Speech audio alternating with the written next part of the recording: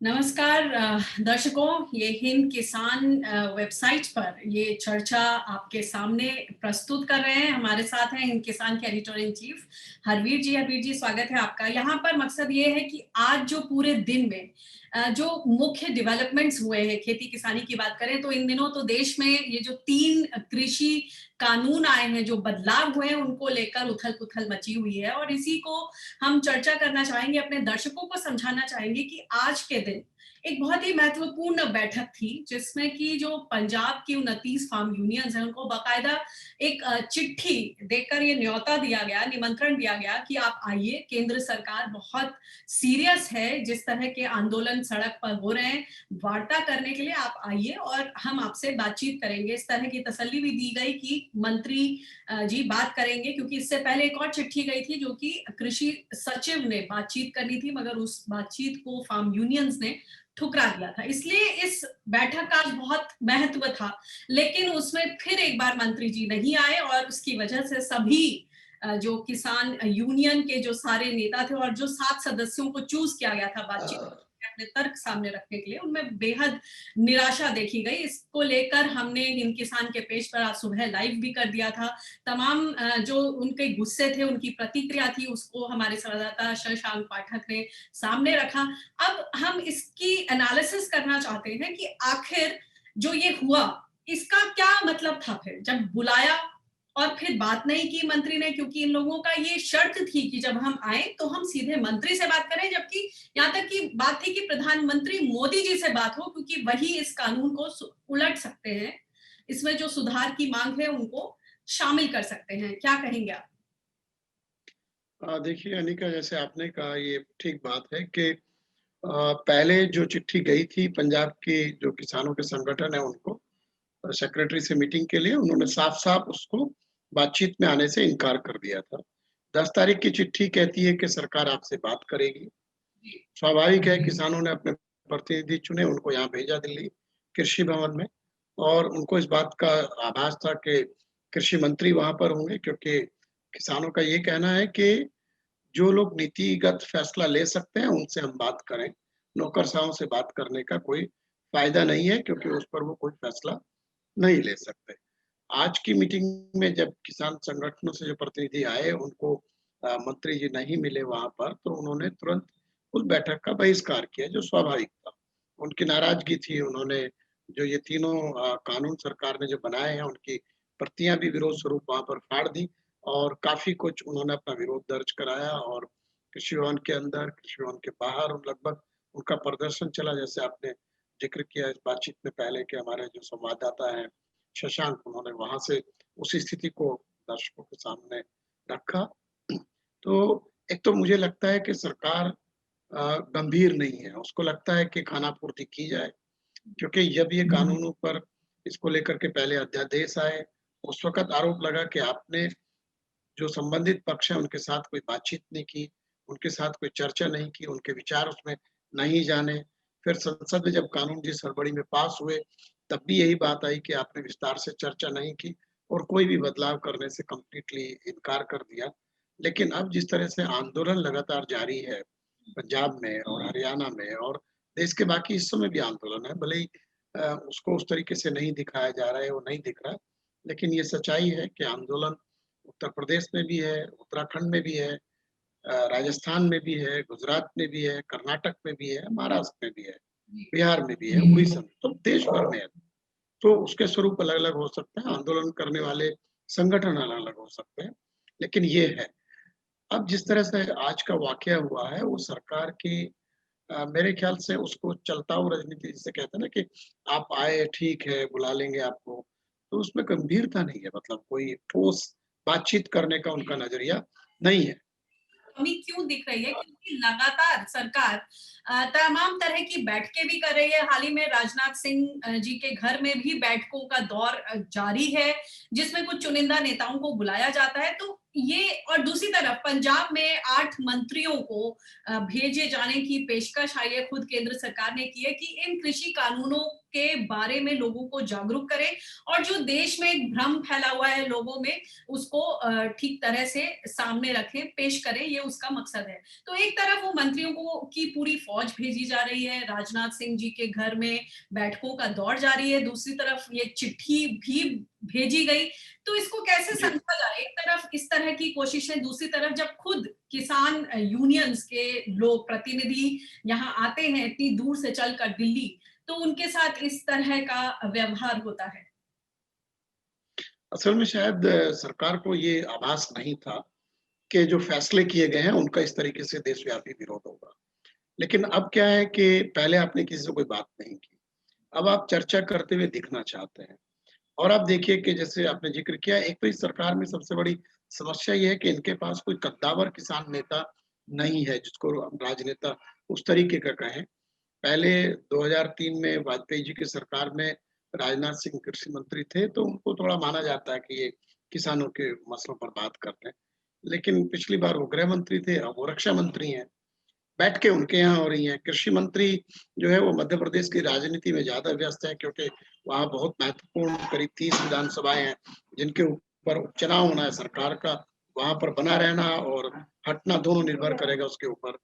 तो वो उधर व्यस्त हैं। देश में और इधर जो है आपका तरह से बुला लिया गया। जो मीटिंग भी हो रही है, देखिए जो आपने ज़िक्र किया राजनाथ सिंह जी के यहाँ जो मीटिंग हुई है, उसमें जिन लोगों को बुलाया गया वो भी दिखाता है कि ये सरकार उस तरीके से गंभीर नहीं है। कुछ लोग चुनिंदा ग्रुप बना करके मिल ले रहे हैं, किसानों के नाम पर मिल ले रहे हैं और वो पावर कॉरिडोर में जो अपना काम करते हैं उस तरीके के लोग हैं। कल भी उनके यहाँ एक मीटिंग बुलाई गई थी एक्सपर्ट्स की। अब कुछ एक्सपर्ट्स का कहना है कि जब आपने लागू कर दिया कानून, अब मीटिंग में चर्चा करने का क्या फ़ायदा? सरकार ने विज्ञापन भी जारी किए और जो आपने जैसे ज़िक्र किया मंत्रियों को भेजा जा रहा है पंजाब में। पहले तो ये बताइए कि जो मंत्री जा रहे हैं इनका पंजाब से क्या लेना-देना है, जो है? और ये देखिए कि ये हरदीप सिंह पुरी कोई चुनाव लड़े थे पंजाब से, क्या हुआ?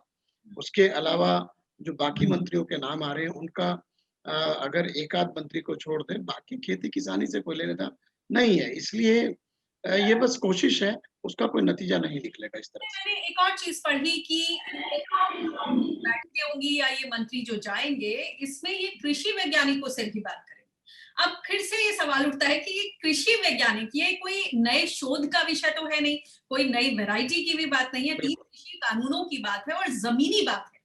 तो इसमें मैं ये पूछना चाहूँगी कि कृषि वैज्ञानिक आखिर इसमें किस तरह का इनसाइट दे पाएँगे? नहीं देखिए, आपने सही कहा कि ये कोई नया शोध नहीं है, कोई नई किस्म के बारे में बात नहीं है, कोई बीमारी को रोकथाम को लेकर के बात नहीं है। थोड़ा बहुत अगर आप बात समझें तो आप एग्रीकल्चर इकोनॉमिस्ट की बात करते, तो भी कुछ समझ आता है कि भई वो मार्केटिंग जो है या मंडी कानून जो है या फसलों की कीमतों को लेकर के किस तरीके की रणनीति या नीतियाँ हो सकती है, तो कुछ बात थी।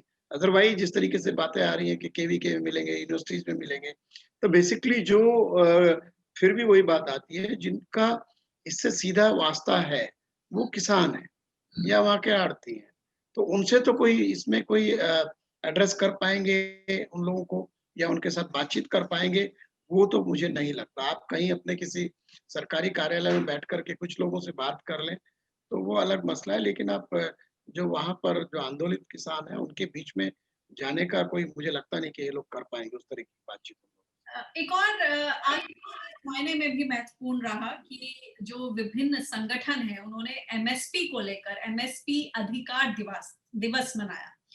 तो ये पूरा जब से ये कानून आए हैं, तब से एमएसपी को लेकर सबसे बड़ी मांग है कि इसे बाध्यकारी बनाया जाए। सरकार हर मंच से, हर जगह से, ट्विटर पे, वीडियो संदेश, हर जगह बोल रही है कि एमएसपी था, रहेगा, आगे भी रहेगा, इसमें डरने की कोई बात नहीं है। लेकिन बात तो वही है कि डर वाली स्थिति क्यों पैदा हुई और किसान अब क्यों अड़े हुए हैं कि एमएसपी को बाध्यकारी बनाया जाए। बाकायदा आज एमएसपी अधिकार दिवस मनाया गया। इसको आप किस तरह से देखते हैं? देखिए, एक तो ये बात सही है कि किसानों के अंदर एक जो आशंका है, वो जो डर है कि उनको जो न्यूनतम समर्थन मूल्य मिलता है, उसकी जो व्यवस्था है, वो ध्वस्त हो जाएगी और आगे उनको ये भी नहीं मिलेगा। कुछ लोग कहते हैं कि 23 फीस फसलों का एमएसपी अनाउंस होता है, मिलता तो 2-3 फसलों का है। तो आप किसान कह रहे हैं कि भई आप जो बाकी 21 है उनमें भी दे दो। तो आप सिर्फ 2 तक क्यों सीमित रहे? आज अगर अधिकार दिवस की आप बात करें, उन्होंने मंडियों में जाकर के जो बातें की, जो प्रदर्शन किए, तो उन्होंने यही तो कहा कि इसको बाकी भी जगह लागू करो। हरवीर जी, ये जो एमएसपी अधिकार दिवस मनाया गया देश भर में, हर जगह किसानों की ये मांग है कि अमूमन सिर्फ 2 फसलों पर एमएसपी मिल पाता है। सरकार बार-बार दावे करे कि हम एमएसपी देते हैं, घबराने की कोई ज़रूरत नहीं है। तो जो बाकी की जो फसलें 23 फसलें जिनके लिए घोषित होता है एमएसपी, उनका क्या होता है? और जो ये एक फिगर है 6% की जिसको आपने बोला कि लफबाज़ी है, गप है, इसको किस तरह से सुधारा जा सकता है और एमएसपी को कब से सीरियसली लिया जाने लगेगा इस देश में? असल में देखिए ये बिल्कुल इसको लेकर के अर्ध सत्य की तरह से है। जो लिबरल इकोनॉमिस्ट है वो कहते हैं 6% को मिलता है, बाकियों को मिलता ही नहीं। इसका मतलब उसमें कहीं न कहीं पीछे एक बात छिपी हुई है, कि इसको बंद कर दो तो कोई फ़र्क नहीं पड़ेगा। हुँ, जैसे आपने ज़िक्र किया बाकी फसलें जो हैं, 21 फसलें और हैं। लेकिन एक फैक्ट है ये कि जैसे कपास है, कॉटन कॉर्पोरेशन ऑफ इंडिया उसकी खरीद करता है जब ज़रूरत पड़ती है, तो एमएसपी से नीचे दाम जाता है। और कई राज्यों में अच्छी खरीद होती है, महाराष्ट्र वगैरह में, गुजरात में, आंध्र में। अगर अच्छी नहीं होती उत्तर प्रदेश में या हरियाणा में, तो ये सरकारों का प्रॉब्लम है। हुँ, गन्ने के ऊपर एफआरपी तो मिलता ही है, कुछ राज्य सरकारें ऐसे भी देती हैं, हर किसान को मिलता है। वो भी एक रेफरेंस प्राइस है, हुँ, तो उसको भी तो हमें वो तो एमएसपी से भी आगे का है। हुँ, वहाँ पे तो कानूनी अधिकार है किसान का। फिर कुछ जगह दालें भी खरीदी जाती हैं, तो जी, आपको दायरा बढ़ाने की ज़रूरत है। जी, और मुझे लगता है कि ये जो अभी मसला चल रहा है किसानों ने इसको बड़ा गंभीरता से उठा लिया कि हमें सिर्फ़ इन फसलों पे नहीं बाकी पर भी चाहिए और अब हमें कानूनी गारंटी चाहिए। बिल्कुल। तो ये जो लड़ाई है, किसान उसको एक तरीके से कानूनी गारंटी की तरफ ले जा रहा है। हो सकता है ये इत्तेफ़ाक हो, ये कानून आए और इसी के चलते ये इतना व्यापक हो गया है। तो ये अभी चलेगा, लंबा चलेगा, जद्दोजहद दोनों तरफ से होगी। लेकिन आपको व्यवस्था को सुधारने की ज़रूरत है, न जी, कि उसको खत्म करने की ज़रूरत है। तो और दायरा इसीलिए किसान कह रहे हैं कि आप बढ़ाने की सुधारिए इसको। ज़रूरत है, घटाने की ज़रूरत नहीं है। बिल्कुल। एक और बात जो हमने देखी आज नारायणगढ़ हरियाणा में जो किसान हैं फिर से जिस तरह से सांसदों का बहिष्कार कर रहे हैं, मंत्रियों का बहिष्कार कर रहे हैं बीजेपी के उनका कहना है कि हम इतने दिनों से अपनी मांगे रख रहे हैं लेकिन उनको अनसुना किया जा रहा है बल्कि और उसके खिलाफ जो आज जो सांसद थे वो ट्रैक्टर निकाल कर जी। लोगों में जागरूकता फैलाने की बात कर रहे थे और किसानों ने उनको जमकर आमने सामने आए और उनका काले झंडे दिखाकर उनका विरोध किया। इसके अलावा जो कुछ किसान नेता हैं जैसे हरियाणा में भारतीय किसान यूनियन के प्रदेश अध्यक्ष गुरनाम सिंह चढ़ूनी जी, उनके खिलाफ एफआईआर और कई जगह 4 जगह मुकदमे भी दर्ज किए गए। तो ये तो अपने राइट टू एक्सप्रेशन है, अभिव्यक्ति की स्वतंत्रता पर प्रहार है किसानों का कहना है। इसको आप किस तरह से देखते हैं? क्योंकि इस देश में लोकतांत्रिक व्यवस्था में ये तो गैर संवैधानिक चीज़ें हो रही हैं, उनका कहना है। असल में देखिए अनिका जी मैं इसमें बोलूँ आपको कि पहले मैं ये जो बाद वाला मसला है जो गुरनाम सिंह चढ़ूनी के खिलाफ एफआईआर और मुकदमे दर्ज करने की बात है। एक तो अभी कोविड का टाइम है, आपको सोशल डिस्टेंसिंग और ये सब ध्यान रखना है, पैंडेमिक एक्ट लागू है, तो सरकारें उसी का सहारा ले रही हैं। लेकिन यही राजनीतिक दल जब रैलियाँ करते हैं, तब उस चीज़ को भूल जाते हैं। तो एक तो ये है, तो ज़ाहिर-सी बात है जो लोग विरोध कर रहे हैं, उनको कुछ न कुछ उसकी कीमत तो चुकानी पड़ेगी। जहाँ तक भारतीय जनता पार्टी का सवाल है, वो लगातार इस बात के लिए इनके यहाँ ये कोशिश हो रही है और सरकार की तरफ से भी विज्ञापन भी दिए गए हैं, स्पेशल वीडियो भी बनवाए जा रहे हैं, कुछ खास लोग जो उसके समर्थन में एक्सपर्ट्स भी हैं, उनको लेकर के पूरा कैंपेन है कि हम जागरूक करेंगे कि ये सरकार ने जो सुधार किए हैं, ये किसानों के फ़ायदे के लिए किए हैं। और इसी के लिए ये तमाम सारे जो इनके प्रतिनिधि हैं, एमपी हैं, एमएलए हैं, मंत्री हैं, वो लोगों के बीच में खासतौर से हरियाणा में जैसे भाजपा के प्रदेश अध्यक्ष ओपी धनखड़, उन्होंने रैली निकाली। फिर जो सांसद हैं वहाँ पर पूर्व मंत्री वीरेंद्र सिंह के बेटे बृजेंद्र सिंह उन्होंने निकाली और ये आज जो कटारिया और नायब सैनी का जो आपने बताया वहाँ पर यमुनानगर के पास जो नारायणगढ़ में ये लोग निकाल रहे थे। सब जी। जगह एक बात कॉमन है हुँ, कि किसानों का विरोध इनको हर जगह झेलना पड़ रहा है। लोकतांत्रिक तरीके से किसान अपना काले झंडे लेकर के आते हैं, इनका विरोध करते हैं, नारे लगाते हैं और ये सब जगह इनको ये विरोध ब्रजेंद्र सिंह ने भी झेला है, ये धनखड़ ने भी झेला है, वो अरविंद शर्मा ने रोहतक में भी झेला है और ये आज इन लोगों ने नायब सैनी और कटारिया ने भी यहाँ पर इसका विरोध को झेला है।